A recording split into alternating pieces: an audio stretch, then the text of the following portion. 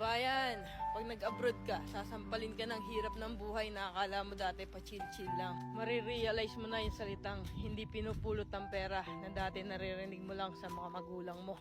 Marirealize mo na wala kang dapat pagkatiwalaan dito, kundi sarili mo. Marirealize mo na ang 5 oras na tulog ay sapat na para may paglaban ng isang araw na pagtatrabaho. At matututo kang pahalaga ng bawat sentimong sinasahod mo.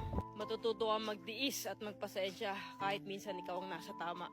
Matututo kang maging independent o mag-isa dahil wala ka namang aasahan dito kundi sarili mo lang. Matututo ka rin ditong lumaban kahit ayaw mo na at hindi mo na kaya pero wala ka pa rin choice. Wala kang choice kundi kayanin na lang.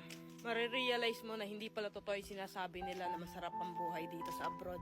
Kasi pag nandito ka na, masasabi mo na lang talaga sa sarili mo na ang hirap pala. At totoo din yung sinasabi nilang lahat na nasa abroad ang pera pero wala dito ang saya.